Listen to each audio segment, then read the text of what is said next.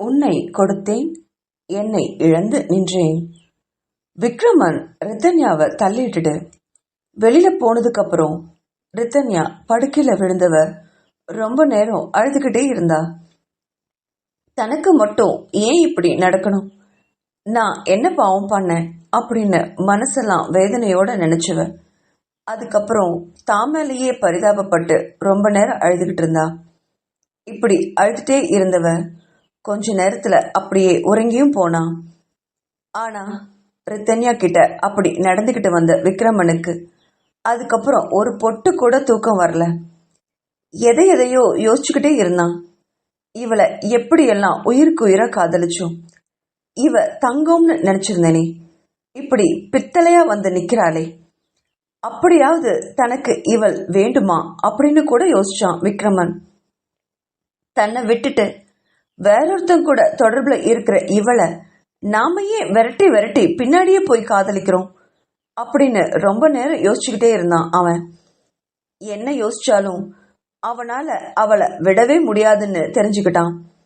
இறுதியில அவனுக்கு வந்த முடிவு எல்லாமே எந்த காரணத்தை கொண்டும் இனி ரித்தன்யாவை அவனால பிரிஞ்சு வாழவே முடியாது அப்படிங்கிறது மட்டும்தான்.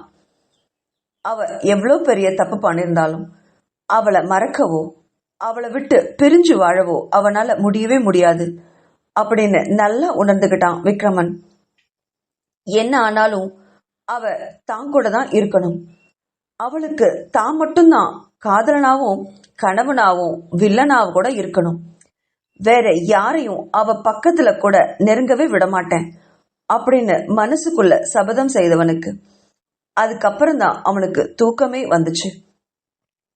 காலையில எப்பவும் போல விக்ரமனோட அறைக்கு வந்து நின்னா ரித்தன்யா. அவளை பார்த்த விக்ரமனுக்கு நைட் நடந்த விஷயங்கள் எல்லாமே நினைவுக்கு வந்துச்சு. இவளை இப்படியே விட்டா கண்டிப்பா தன்னை விட்டு பிரிஞ்சு போயிடுவா, இவளை இனி பிரியவே விடக்கூடாது அப்படின்னு நினைச்சுவன். ரித்தன்யா வந்து நின்னதும் அவ கையில இருந்த காஃபி கோப்பையை வாங்கி குடிச்சுவன். காலி கோப்பைய டேபிள் மேல வச்சுட்டு அவ கையை பிடிச்சு வெடுக்குன்னு இழுத்தான். அவன் அப்படி இழுப்பான்னு கொஞ்சம் கூட எதிர்பார்க்காத ரித்தன்யா விக்ரமனோட மார்பு மேல அப்படியே கொத்தா விழுந்தா. அவளை இறுக்கமா அணைச்சுக்கிட்ட விக்ரமன் அவளுடைய உதடுகளை அழுத்தமா முத்தமிட்டு அவளுடைய இதழ்களை சுவைக்க ஆரம்பிச்சான். அவளுடைய உடம்புல சோப்பு வாசனை அவனை மோகத்துல ஆழ்த்தியது. விக்ரமனோட செயல மிரண்டு போன ரித்தன்யா அவனுடைய மார்புல கைய வச்சு தள்ளி விட்டு எழுந்து நிற்க முயற்சி பண்ணான். ஆனா அவனும் விடவே இல்லை. விக்ரமன் படுக்கையில படுத்த மாதிரியே அவளை தாமீது போட்டுக்கிட்டு அவள் இதழ்களை வெகுநேரம் சுவைச்சுக்கிட்டே இருந்தான். பக்கத்துல இருந்த குழந்தை மேதா நல்லா தூங்கிட்டு இருந்துச்சு. குழந்தைய தொந்தரவு பண்ணாதவாறு அவன் அவளை மார்போடு அணைச்சு பிடிச்சிருந்தான். அவ அசஞ்சா குழந்தை எழுந்துருமோ அப்படிங்கிற பயத்துல இருந்த விக்ரமன் ரித்தன்யாவை ஒரு துளி கூட அசைய விடாம நல்ல கைகளை அழுத்தி பின்பக்கமா பிடிச்சிருந்தான். ரித்தன்யாவுக்கு விக்ரமன் பிடிச்ச கைகளும் அவன் சுவைச்சிருந்த உதடுகளும் ரொம்ப வலிக்க ஆரம்பிச்சிருந்தது. கொஞ்ச நேரத்துல அவளை விட்டு விலகின விக்ரமன் அவளை எழுப்பி நிற்க வச்சு அவனும் நின்னான். நான் நைட்டு சொன்னதெல்லாம் உனக்கு நினைவு இருக்கும்னு நினைக்கிறேன். இப்போ நான் உனக்கு என்னோட உரிமையோட அளவை நிரூபிச்சிருக்கேன். நான் சொன்னது மட்டும் நீ கடைபிடிக்கலனா இல்ல அது மாதிரி நடக்கலைனா இப்போ நான் எடுத்துக்கிட்ட உரிமையோட அளவு ரொம்ப கம்மி தான். என்னோட வார்த்தைகளை மீறி நடந்தது எனக்கு தெரிஞ்சா இந்த உரிமையோட அளவும் அதிகமாகும். அதுக்கப்புறம் நீ என்ன துடிச்சாலும் எங்கிட்ட இருந்து நீ தப்பிக்கவே முடியாது. அதை எப்பவுமே மனசுல வச்சுக்கோ அப்படின்னு சொன்னவன் அவனுடைய குளியல் அறைக்கு போய் கதவை சாத்திக்கிட்டான். அவன் போனதுக்கு அப்புறம் ரொம்ப நேரம் அப்படியே நின்றுட்டு இருந்தா ரித்தன்யா. அதாவது அவனுடைய பேச்சை மீறி நடந்தா இப்போ முத்தத்தோட நிறுத்தினவன் அதுக்கப்புறம் எல்லை மீறவும் செய்வான் அப்படிங்கிறத சொல்லாம சொல்லிட்டு போறான். அவனுடைய உரிமையை என்கிட்ட நிலைநாட்டுறான் அப்படின்னு உணர்ந்தவளால அதுக்கப்புறம் அவளால நிக்க கூட முடியல. காலெல்லாம் துவண்டு போச்சு. அப்படியே படுக்கையில் அமர்ந்தவ இனி என்ன பண்றது அப்படின்னு யோசிச்சுட்டு இருந்தா. கண்டிப்பா இனி அவளுக்கு அந்த நபர்கிட்ட இருந்து அலைபேசி தொடர்ந்து வரதான் செய்யும். அப்போ எப்படி அவனுக்கு தெரியாம பேசுறது?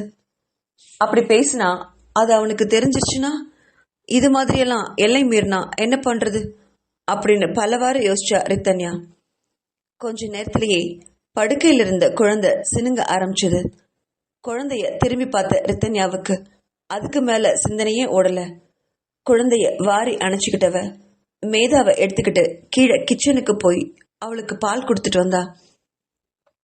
மறுபடியும் விக்ரமனை தேடி வந்தவ அவனுக்கு தேவையான அத்தனையும் செஞ்சுட்டு அவன் அலுவலகம் போற வரைக்கும் காத்துட்டு இருந்தா. அவன் போகும்போது கூட நான் சொன்னது நினைவு இருக்கட்டும், தப்பா ஏதாவது நடந்தா அதுக்கப்புறம் நடக்கக்கூடிய விளைவுகளுக்கு நான் பொறுப்பே இல்லை அப்படின்னு எச்சரித்துட்டு போனான் அவன். விக்ரமன் அலுவலகம் போனதும் எப்பவும் போல தன்னோட வேலைகளை பண்ணான். குழந்தைக்கு எப்பவும் போல மதிய உணவு கொடுத்துட்டு குழந்தை கொஞ்சம் உறங்கினதும் வீட்டு வேலைகளை எல்லாம் சடசடன்னு முடிச்சுட்டு ஹாலில் கொஞ்ச நேரம் உட்கார்ந்து டிவி பார்த்துட்டு இருந்தா. அப்போ திடீர்னு அவளுடைய அலைபேசி அழைக்க அது யாருன்னு பார்த்தவ திகைச்சு போனான். அந்த போனை எடுத்து 2 வினாடிகள் தெரியல தெரியற பெயரை பார்த்தா, நம்பரை பார்த்தா. பேர் இல்லை, நம்பர் மட்டும்தான் இருந்தது. கண்டிப்பா அவளுக்கு தெரியும் இது அந்த நபர் தானு.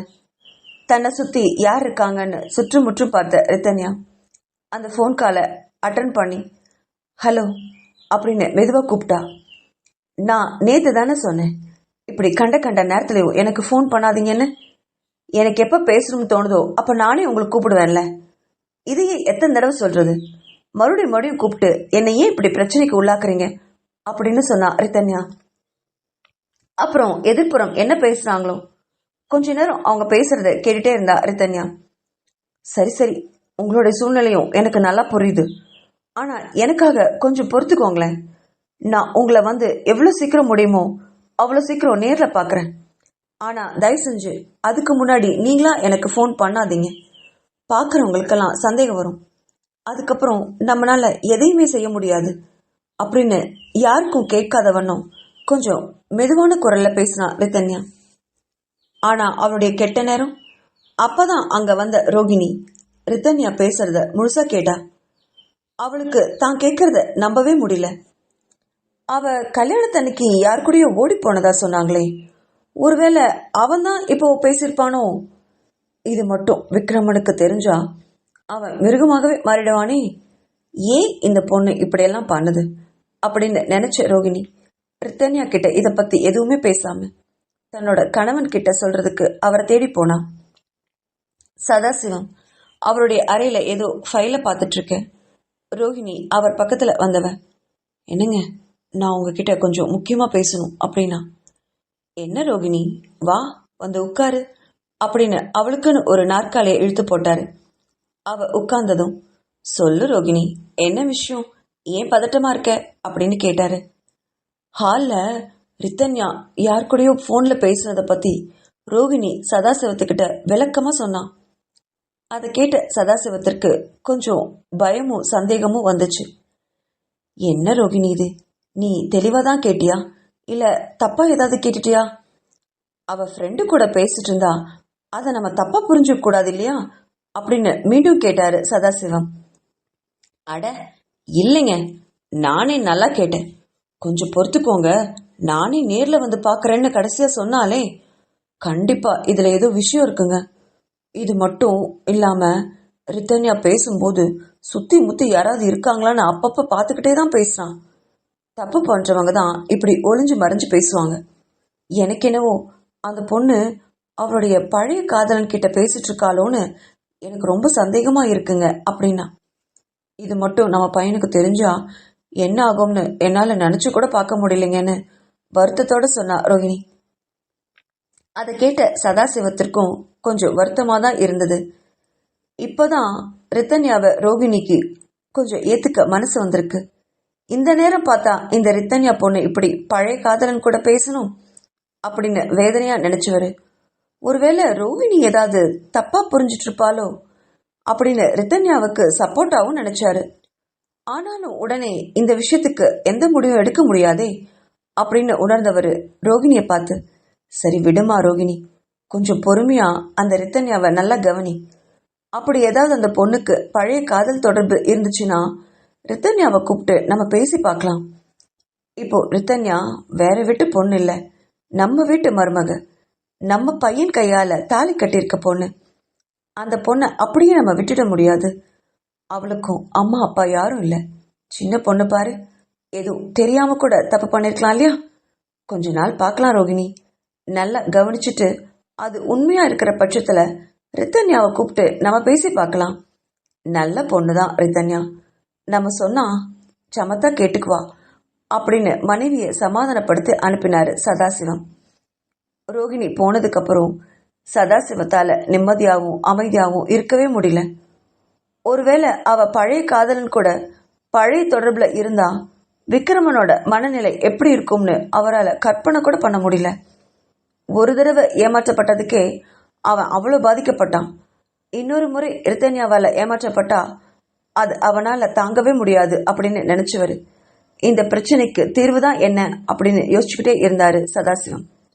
ஆனா என்ன யோசிச்சும் தீர்வு தான் அவருக்கு கிடைக்கவே இல்லை. அன்னைக்கு இரவு விக்ரமன் குழந்தைய எடுத்துக்கிட்டு ரித்தன்யா அவளுடைய அறைக்கு போறதுக்கு முன்னாடி அவளை குறுக்கிட்டு நிறுத்தி பேச ஆரம்பிச்சான். குழந்தைக்கு இரவு உணவு கொடுத்ததுக்கு அப்புறம் மேதாவை தூங்க வைக்கிறதுக்காக அவளோட அறைக்கு தூக்கிட்டு போனா ரித்தன்யா. குழந்தையெல்லாம் இப்போ அம்மா அம்மான்னு கேட்கறத நிறுத்தி இருந்தது. ரித்தன்யா கிட்ட அன்பா ஒட்டி இருந்தது. விக்ரமன் கொஞ்ச நேரத்துக்கு முன்னாடி தான் இரவு உணவை முடிச்சுட்டு அவனோட அறைக்கு போயிருந்தான். அதனால குழந்தை இனி தாங்கிட்ட தான் தூங்கும் அப்படிங்கிற எண்ணத்துல குழந்தைய எடுத்துக்கிட்டு அவளோட அறைக்கு போறதுக்கு முன்னாடி அவளுடைய அறை கதவை திறக்கிறதுக்காக கதவுல கை வச்சா ரித்தன்யா. அந்த கையோட மேல விக்ரமனோட கை வந்து அறை கதவை திறக்க விடாம செஞ்சது. அவ ஏன் என்னாச்சு அப்படிங்கிற மாதிரி விக்ரமனை ஏறிட்டு பார்த்தா. ஒருவேளை குழந்தைய இந்த இரவும் அவன் பக்கத்துல படுக்க வைக்கிறதுக்கு கேட்கிறானோ அப்படிங்கிற மாதிரி நினைச்சு குழந்தைய அவன் பக்கம் நீட்டினா ரித்தன்யா. அதை கொஞ்சம் கூட கண்டு கொள்ளாதவன் மாதிரி ரித்தன்யாவோட கைகளை இழுத்து பிடிச்சிட்டு அவளோட அறைக்குள்ள இழுத்துட்டு போனான். அவளுக்கு எதுவுமே புரியல. அவனோட அறைக்குள்ள ரித்தன்யாவை விட்டவன் அவன் அறைக்கதவை இழுத்து சாத்தி உள்தாழ்பால் போட்டான். எதுவுமே புரியாத ரித்தன்யா கிட்ட இனிமே நீ என் கூட தான் படுக்கணும், தனியாலாம் நீ படுக்கவே கூடாது அப்படின்னு சொன்னான். ஏன் நான் தனியா படுக்க கூடாது? இந்த ரூம்ல என்னால படுக்க முடியாது. இங்க ஒரு பெட் தான் இருக்கு, இதுல எப்படி நான் படுக்கிறது அப்படின்னு திருப்பி கோவமா கேட்டவகிட்ட அதெல்லாம் எனக்கு தெரியாது. குழந்தைய நடுவுல போட்டுட்டு அந்த பக்கம் நீ போய் படுத்தாலும் சரி, இல்ல கீழே பாய விரிச்சு போர்வை விரிச்சு போட்டு படுத்தாலும் சரி, அதை பத்தி எல்லாம் எனக்கு எந்த கவலையும் இல்லை. ஆனா நான் வீட்டுல இருக்கும்போது என்னோட கண் பார்வையில மட்டும்தான் நீ இருக்கணும் அப்படின்னு சொன்னான் விக்ரமன். ரித்தன்யாவுக்கு ஒன்னும் புரியல. இவன் என்ன உளறான்? அவனோட கண் பார்வையில தானே நான் எப்பவுமே இருக்கேன் அப்படின்னு நினைச்சவன், நான் உங்களோட கண் பார்வையில தானே எப்பவும் இருக்கேன், அப்புறம் என்ன நைட்டு மட்டும்தான் நான் தனியா போய் படுக்கிறேன், அது கூட உங்களுக்கு பொறுக்கலையா?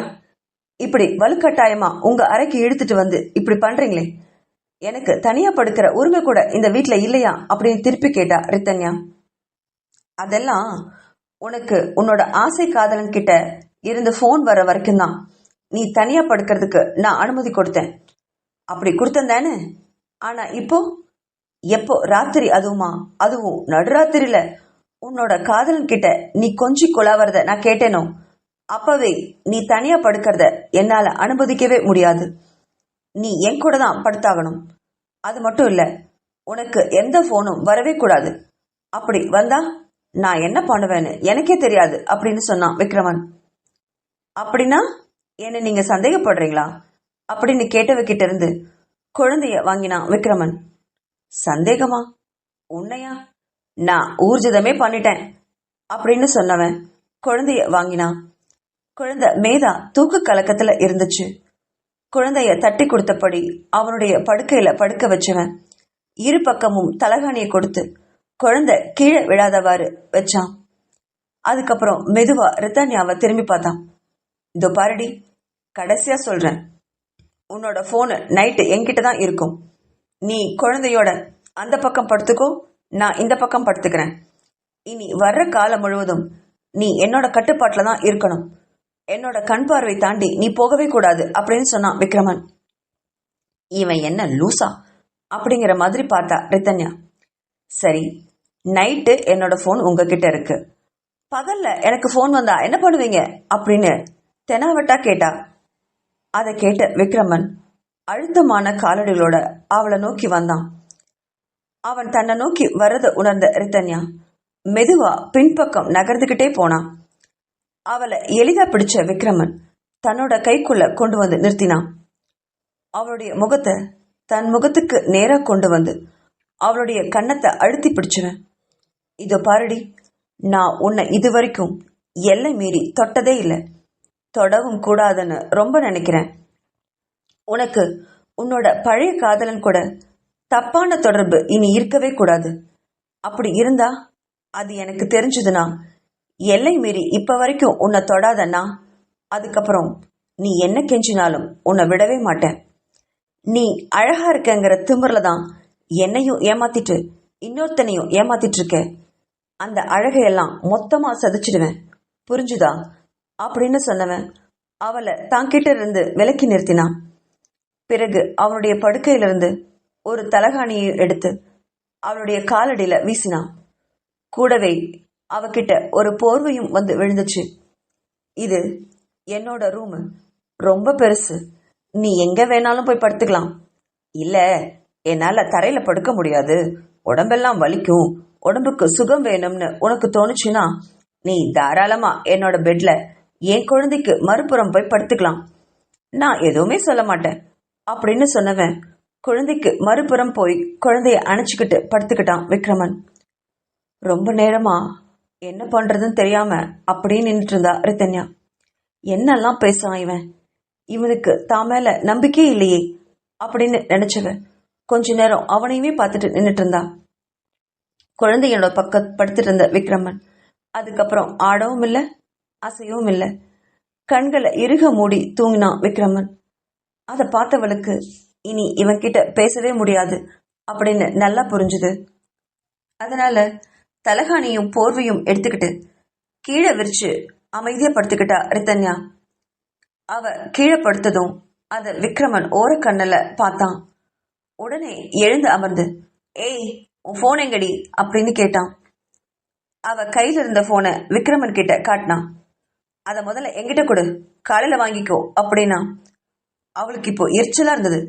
முடியாது, இது என்னோட போன், நான் தரமாட்டேன். வேணும்னா இந்த போனை இந்த டேபிள் மேல வைக்கிறேன், நீங்களும் என் போனை தொடக்கூடாது, நானும் தொட மாட்டேன், காலையில எடுத்துக்கிறேன் அப்படின்னு சொன்னா ரித்தன்யா. அதை கேட்டவனுக்கு கொஞ்சம் சிரிப்பும் வந்துச்சு, கோவமும் வந்தது. சரி, இதோ இந்த டேபிள்ல வை, காலையில வரைக்கும் இந்த போனை நீ எடுக்கவே கூடாது அப்படின்னா. அவனை மறைச்சபடியே அவனுக்கு முதுகு காட்டி திரும்பி படுத்துக்கிட்டா ரித்தன்யா. அவ சொன்னது மாதிரி அவளுடைய போனை அவன் பெட்டுக்கு பக்கத்துல இருக்கிற ஒரு டேபிள்ல வச்சுட்டா. ஆனா மனசுல பயம் இல்லாமல்லாம் இல்ல. திடீர்னு அவன் போன் பண்ணா என்ன பண்றதுன்னு நினைச்சுக்கிட்டே தான் தூங்க முயற்சி பண்ணா ரித்தன்யா. நல்ல வேலை, அந்த இரவு ரித்தன்யாவுக்கு எந்த போன் காலும் வரல. கொஞ்ச நேரம் போன் வருமோன்னு பயந்தபடியே விழிச்சிட்டு இருந்த ரித்தன்யா ரொம்ப நேரம் கழிச்சு இனி போன் வராது அப்படிங்கிற நிம்மதியோட தூங்க ஆரம்பிச்சா. விக்ரமனும் ரித்தன்யாவோட காதலனை பத்தியே யோசிச்சுட்டு இருந்தான். அவளுக்கு அப்படி என்ன அவன்கிட்ட பிடிச்சிருக்கும் அப்படின்னு யோசிச்சவன் திரும்பி ரித்தன்யாவை பார்த்தான் விக்ரமன். அவ நல்லா அசந்து தூங்கிட்டு இருந்தா. காத்துல அலைப்பாயிர அவளுடைய கூந்தல், கழுத்துல அவன் கட்டின தாலி, கைகள்ல தன்னோட அம்மா கொடுத்த 2 அழகான தங்க வளையல், காதுல அழகான ஜிமிக்கி. தூங்கும்போது அவளுடைய கண் இமைகள் பெரிய பெரிய முடிகளால மூடியிருந்தது. புருவம் நல்லா வளைஞ்சிருந்தது. அவளுடைய இதழ்கள் இயற்கையிலேயே சிவப்பா இருந்தது. அவளுடைய மென்மையான கைகளை அவளுடைய கன்னத்துக்கு கீழே வச்சு அசந்து தூங்கிட்டு இருந்தா ரித்தன்யா. அழகான இளம் மஞ்சள் நிறத்துல காட்டன் புடவை கட்டியிருந்தா. அவளை பார்க்க பார்க்க தெவிட்டவே இல்லை விக்ரமனுக்கு. ஒரே ஒரு போர்வை மட்டும்தான் கொடுத்திருந்ததுனால அதை தரையில விரிச்சபடி சேலை முந்தானியை இழுத்து போத்திக்கிட்டு தூங்கிட்டு இருந்தா அவ. எண்ணெய் போத்தியும் அவளுடைய கால் பிஞ்சு விரல்கள் வெளியே தெரிஞ்சுது.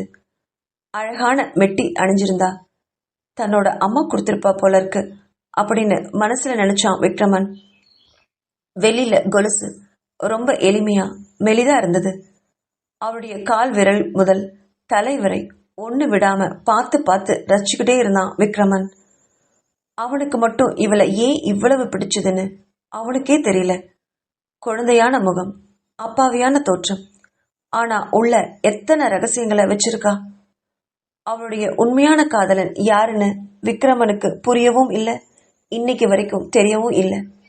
அவன்கிட்ட அவ்வளவு ஆசையோடையும் காதலோடையும் அன்னைக்கு பழகினவ திடீர்னு கல்யாணத்தன்னைக்கு அவனை விட்டுட்டு வேறொருத்தன் கூட ஓடி போக அவளுக்கு எப்படிதான் மனசு வந்துச்சோ. அப்படித்தான் அவனை தேடி போனாலே. அவனை கல்யாணம் தான் பண்ணிக்கிட்டாளா? அதுவும் இல்லை. இப்படி யாரையுமே கல்யாணம் பண்ணிக்காம காதல் வாழ்க்கைய வாழ்றதுக்கு இவளுக்கெல்லாம் எப்படிதான் மனசு வருதோ அப்படின்னு அவளை பத்தியே யோசிச்சுட்டு இருந்த விக்ரமனுக்கு நடு இரவை தாண்டிதான் தூக்கமே அவனுடைய கண்கள்ல தழுவுச்சு. ரித்தன்யாவை பார்த்துக்கிட்டே அப்படியே கண்மூடி தூங்கினான் விக்ரமன். அவன் மனம் முழுவதும் ரித்தன்யா மட்டுமே நிறைஞ்சிருந்தா. ரித்தன்யாவோட வாழ்க்கையும் விக்ரமனுடைய வாழ்க்கையும் இப்படியே ஓடிட்டு இருந்தது. அவனும் ரித்தன்யா பார்க்கும்போதெல்லாம் பழைய காதலை சொல்லி சொல்லி குத்தி காட்டிட்டே இருந்தான். ரித்தன்யாவுக்கும் அவன் பேசுறது ரொம்ப சித்திரவதையா தான் இருந்தது. ஆனா வேற வழி இல்லாம எல்லாத்தையும் பல்ல கடிச்சுக்கிட்டு பொறுத்துக்கிட்டா. கையில இருக்கிற குழந்தைய பார்த்தா இந்த குழந்தைக்காகவாவது விக்ரமன் பேசுறத பொறுத்துக்கிட்டு தான் ஆகணும்னு ஒரு முடிவு பண்ணவ. அடுத்து வந்த நாட்கள்ல விக்ரமன் என்ன பேசினாலும் திருப்பி ஒரு வார்த்தை கூட பேசாம எல்லாத்துக்கும் மரம் மாதிரி அப்படியே நின்னா. அதுவே விக்ரமனுக்கு இன்னும் எரிச்சலா இருந்தது. அவன் பேசின வார்த்தைகளுக்கு அவ அழுவா, கதறுவா, கத்துவா அப்படின்னு எல்லாம் நினைச்சிட்டு இருந்தவனுக்கு அவ எதுவுமே பேசாம இப்படி பொம்மை மாதிரி நிக்கிறது அவனுக்கு ரொம்ப கோபமும் வந்துச்சு. இவன் மனசுல என்னதான் நினைச்சிட்டு இருக்காளோ, நம்ம இவ்வளவு பேசுறோம், அதுக்காகவாவது இனிமே பழைய காதலன் கூட பேச மாட்டேன், பழக மாட்டேன், உங்க கூட இனிமே சேர்ந்து வாழ்வேன், நான் பண்ணதெல்லாம் தப்புதான்னு என்னைக்காவது வாயை திறந்து ஒரு மன்னிப்பு கேட்கிறாளா பாரு. சரியான நெஞ்செழுத்தம் பிடிச்சவ, அப்படியே ஜடம் மாதிரி நிக்கிறா அப்படின்னு மனசுல திட்டிக்கிட்டே இருந்தான் விக்ரமன். நாட்கள் பல சென்றது. இடையில பவித்ராவும் அவ்வப்போது வந்து தலையை காட்டிட்டு போயிட்டு இருந்தா. குழந்தைய கொஞ்சர சாக்குல வீட்டுக்கு வர்றவ ரித்தன்யாவை கண்டபடி பேசி திட்டிட்டும் போனா. அதுக்குமே ரித்தன்யா எதுவுமே பேசாம இருந்தா. எல்லாத்துக்குமே அவ மனசுல 1000 காரணம் இருந்துச்சு. அதையெல்லாம் யாருக்கும் அவ சொல்ல விரும்பல. நேரம் வரும்போது எல்லா உண்மையும் அவங்களே தெரிஞ்சுக்கிட்டோம். அப்போது அவங்க என்ன பண்ணுவாங்க அப்படிங்கறதான் ரித்தன்யாவுக்கு பெரிய கேள்விக்குறியா இருந்தது. உண்மை ஒவ்வொருவருக்கும் தெரிஞ்சா அதுக்கப்புறம் அவங்களுடைய மனநிலை எப்படி இருக்கும் அப்படின்னு கற்பனை கூட அவளால பண்ண முடியல. எதுவா இருந்தாலும் அது தன்னுடனேயே போகட்டும், எதுவும் யாருக்கும் தெரிய வேண்டாம். தன் மூலமாக ஏதாவது உண்மை தெரிஞ்சு அவங்க வருத்தப்பட்டா அத தன்னால தாங்கவே முடியாது அப்படின்னு நினைச்சவ யார் என்ன பேசினாலும் அதை கண்டு கொள்ளாம வாழ பழகிட்டு இருந்தா. இடையில அவளுக்கு அந்த நபர்கிட்ட இருந்து அழைப்பு வந்துகிட்டு தான் இருந்துச்சு. அதையும் அவ சமாளிச்சுக்கிட்டே தான் இருந்தா. நாளாக நாளாக அந்த நபர் கண்டிப்பா தன்னை பார்த்தே ஆகணும்னு பிடிவாதம் பிடிக்கிறது அவளுக்கு கொஞ்சம் பயத்தை கூட கொடுத்துச்சு. ஆனா கண்டிப்பா அவரை சந்திச்சுதானே ஆகணும், இல்லைனா பிரச்சனை அது வேற விதமா பெருசாயிடுமே அப்படின்னு நினைச்ச ரித்தன்யா அந்த நபரை நேரில சந்திக்க நேரம் பார்த்து காத்துக்கிட்டே இருந்தா. இடையில ரோஹிணிக்கும் சதாசிவத்துக்கும் ரித்தன்யாவோட நடத்த மேல ரொம்ப சந்தேகம் வரத்தான் செஞ்சுது. அதையும் ரித்தன்யா கவனிச்சுக்கிட்டு தான் இருந்தா. இவ்வளவே ஒரு நாள் பங்கஜமே நேர்ல வந்து அவளுக்கு அறிவுரை கூட வழங்கினா. ரித்தன்யாமா அப்படின்னு ஒரு நாள் அவளை கூப்பிட்டா பங்கஜம். கிச்சன்ல அப்பதான் குழந்தைக்காக பால் சாதம் கிளறிட்டு இருந்தா. பங்கஜம் கூப்பிட்டதும் என்னக்கா சொல்லுங்க அப்படின்னு கேட்டா ரித்தன்யா. நான் சொல்றேன்னு தப்பா எடுத்துக்காதீங்கம்மா, இப்பதான் நீங்களும் விக்ரமன் தம்பியும் ரொம்ப வருஷம் கழிச்சு ஒன்று சேர்ந்திருக்கீங்க. இடையில உங்களுக்குள்ள இப்போ எவ்வளவோ பிரச்சனை நடந்துட்டு தான் இருக்கு. விக்ரமன் தம்பியால பாவனாவை மறக்க முடியலையோ என்னவோ, அதனாலதான் அப்பப்போ உங்ககிட்ட எரிஞ்செறிஞ்சு விழுகிறாரு. உங்களுக்கு நிறைய வேலை கொடுக்கறாரு. அதெல்லாம் மனசுல வச்சுக்கிட்டு விக்ரமன் தம்பிக்கு எந்த துரோகமும் பண்ணிடாதீங்க. அதை அவரால் தாங்கவே முடியாது அப்படின்னு சொன்னான் பங்கஜம். அதை கேட்ட ரித்தன்யாவுக்கு மனசெல்லாம் வேதனையா இருந்தது. அவளை நிமிர்ந்து பார்த்த ரித்தன்யா, நான் அப்படியெல்லாம் பண்ணுவேன்னு நீங்களும் அக்கா நினைக்கிறீங்க அப்படின்னு கண்கள்ல கண்ணீரோட கேட்டா. அதை கேட்ட பங்கஜத்துக்கு என்ன பதில் சொல்றதுன்னே தெரியல. அது இல்லம்மா, நீங்க அப்பப்போ யார் கூடயோ போன்ல பேசுறது, அந்த பேசுற வார்த்தைகளோட அர்த்தம்லாம் அப்படிதாம்மா எங்களுக்கு புரியுது. எந்த காரணத்தை கொண்டும் மறுபடியும் விக்ரமன் தம்பியை விட்டு பிரிஞ்சு போயிடாதீங்க. புருஷன் 1000 தான் நம்ம மேல தப்பு சொன்னாலும், நம்மளை அடிச்சாலும் உதைச்சாலும் அவங்க கூட திருப்பி நின்று சண்டை போடலாம். ஆனா தவிர நம்ம புருஷன் பொண்டாட்டி நடுவுல 3வது நபரெல்லாம் உள்ள வந்துடக்கூடாதுங்க. அது நம்ம குடும்ப வாழ்க்கையவே பாதிக்கும் அப்படின்னு அறிவுரை சொன்னா பங்கஜம். பங்கஜத்துக்கிட்ட இதுக்கு மேல எதுவும் பேச முடியாது அப்படின்னு உணர்ந்த ரித்தன்யா, சரிதான்க்கா, இனிமே நான் தப்பா நடந்துக்காம பாத்துக்கிறேன் அப்படின்னு ஒரே வார்த்தையோட முடிச்சவ பால் சாதத்தை எடுத்துக்கிட்டோம் போய் குழந்தைக்கு ஊட்டி விட்டா. பங்கஜத்துக்கும் அதுக்கு மேல ரித்தன்யா கிட்ட என்ன பேசுறதுன்னு தெரியவே இல்லை. அதோட அந்த விஷயத்த அப்படியே விட்டுட்டா. நாட்கள் இப்படியே பறந்து போயிட்டு இருந்தது. விக்ரமன் அலுவலகத்துல இன்ஸ்பெக்டர் வந்து அவரை பார்த்துட்டு போனாரு. கார் சர்வீஸ் சென்டருக்கு அவருக்கு எந்த தடையும் கிடைக்கலன்னு சொன்னாரு. அதை கேட்ட விக்ரமன், நல்லா விசாரிச்சு பார்த்தீங்களா இன்ஸ்பெக்டர்? அங்க எந்த தப்பும் நிஜமா நடக்கவே இல்லையா? உங்களுக்கு ஊர்ஜிதமா தெரியுமா அப்படின்னு கேட்டான் விக்ரமன். எனக்கும் கார் சர்வீஸ் சென்டர் மேலதான் சார் சந்தேகம் இருக்கு. ஆனா அங்க எந்த தடையுமே நம்மளுக்கு கிடைக்காத பட்சத்துல நம்மளால ஒண்ணுமே பண்ண முடியலையே அப்படின்னாரு வருத்தத்தோட. அதை கேட்ட விக்ரமன் சில வினாடிகள் யோசிச்சுட்டு, சரி இன்ஸ்பெக்டர், அந்த சர்வீஸ் சென்டர் ஓனர், அவரை எனக்கு கொஞ்சம் நல்ல பழக்கம்தான், நான் வேணா பேசி பார்க்குறேன். அப்படி இல்லைன்னா அந்த சர்வீஸ் சென்டர்ல வேலை செய்யற பசங்களை வச்சு ஏதாவது தடயம் கிடைக்குமான்னு வேற வகையில நான் முயற்சி பண்ணி பார்க்குறேன் அப்படின்னு சொன்னான் விக்ரமன். இன்ஸ்பெக்டர் புரியாம, அது என்ன சார் வேற வகை? நானும் எவ்வளவோ விசாரிச்சுட்டு பார்த்துட்டேனே, ஒரு தடையும் கிடைக்கலையே, நீங்க எப்படி விசாரிப்பீங்க அப்படின்னு கேட்டாரு. அதை கேட்ட விக்ரமன் உதட்டுல நல்லாவே ஒரு புன்னகை தவழ, இன்ஸ்பெக்டர் சார், பணத்தால வாங்க முடியாத ஒரு விஷயம் இந்த உலகத்துல இருக்குன்னா அது அம்மாவும் அப்பாவும் தான். நீங்க எதை பத்தியும் கவலைப்படாதீங்க. என்னால முடிஞ்ச அளவுக்கு பணத்தை இறக்கி பார்க்குறேன். கார் சர்வீஸ் சென்டர்ல தான் தப்பு நடந்திருக்குன்னு நீங்க நம்புற பட்சத்துல கண்டிப்பா அங்க நம்மளுக்கு ஏதாவது தடயம் கிடைக்கும்.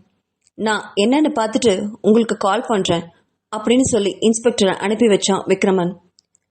வீட்டுக்கு வந்த விக்ரமன் இரவு உணவை முடிச்சுட்டு எப்பவும் போல தன்னோட அறைக்கு வந்து படுத்துக்கிட்டான். போகும்போது குழந்தையும் எடுத்துட்டு போனான் விக்ரமன்.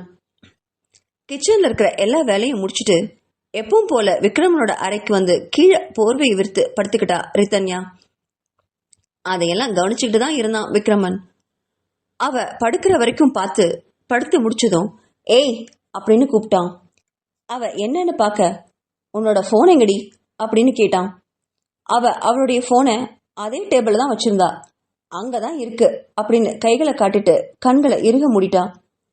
அந்த போனை எடுக்க கைகளை நீட்டினான் விக்ரமன். அப்போ டேபிள் அசைற அந்த ஓசையில மெதுவா கண்களை விரிச்சு பார்த்த ரித்தன்யா திடுக்கிட்டு போனான்.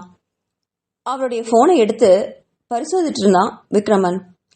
அதை பார்த்தவளுக்கு கொஞ்சம் பயமும் எரிச்சலும் கோபமும் சேர்ந்தே வந்துச்சு. சடார்னு எழுந்து உட்கார்ந்தவ, அப்படி அடிக்கடி என் போனை செக் பண்றீங்களே, உங்களுக்கே இது அசிங்கமா இல்லையா? நான் என்னைக்காவது உங்க போனை கேட்டிருக்கேனா அப்படின்னு திருப்பி கேட்டா ரித்தன்யா. அவ கேட்டதை பார்த்து அவளை நிமிர்ந்து பார்த்து மறைச்சுவன். அவன் பக்கத்துல இருந்த அவனோட செல்போனை எடுத்து அவ பக்கம் தூக்கி வீசினான். இது என்னோட போன், உனக்கு என்ன பார்க்கணும்னு தோணுதோ பார்த்துக்கோ அப்படின்னு சொல்லி அதோட பாஸ்வேர்டையும் சொன்னான். அவளுக்கு ரொம்ப ஆச்சரியமா இருந்தது. இதுக்கு மேல அவன்கிட்ட என்ன பேசுறதுன்னு தெரியாம மெதுவா அவனோட போனை எடுத்து பார்த்தா. அவனோட சொன்ன பாஸ்வேர்டை அடிச்சு செல்போன் லாக்க ரிலீஸ் பண்ணவளுக்கு ரொம்ப பெரிய இன்ப அதிர்ச்சியா இருந்தது.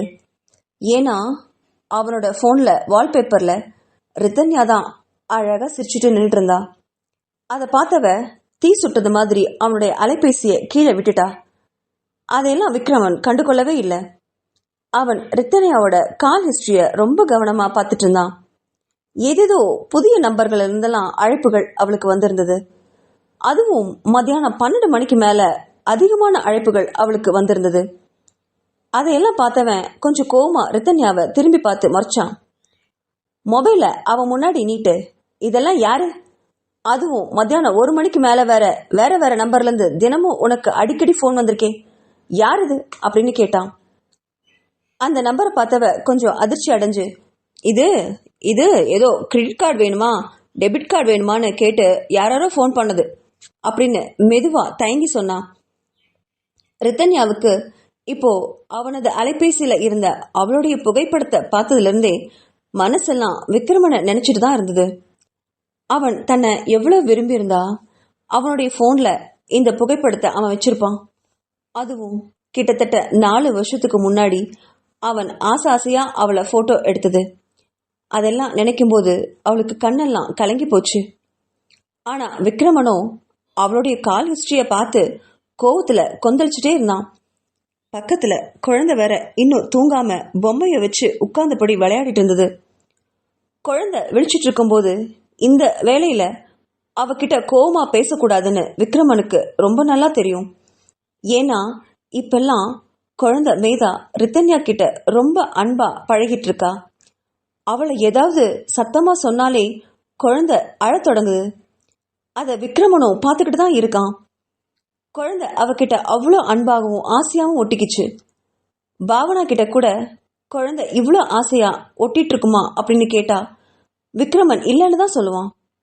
குழந்தை பாதி நேரத்துக்கு மேல பங்கச்சத்திரம் மட்டுமே வளரும். பாவனா லேடிஸ் கிளப் அது இதுன்னு ஊர் சுத்திட்டு வந்து கடைசியாதான் குழந்தைய கொஞ்சுவா.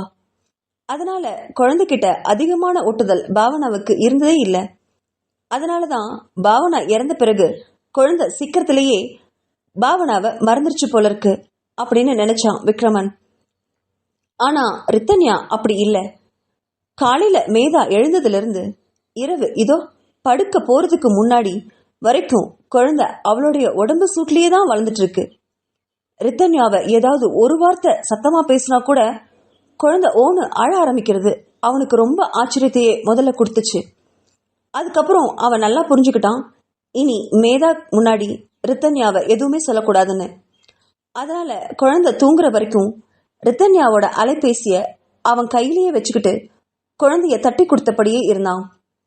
ரித்தன்யாவுக்கும் விக்ரமனுடைய போன்ல அவளுடைய புகைப்படத்தை பார்த்த அதிர்ச்சியில கண்களை இறுக மூடி விக்ரமனை மனசுல நிறுத்தி தூங்க ஆரம்பிச்சிருந்தா. குழந்தைய தட்டி கொடுத்துட்டே இருந்த விக்ரமன் குழந்தை தூங்கினதுக்கு அப்புறம் அவனும் கண்களை மூடி தூங்க ஆரம்பிச்சிட்டான்.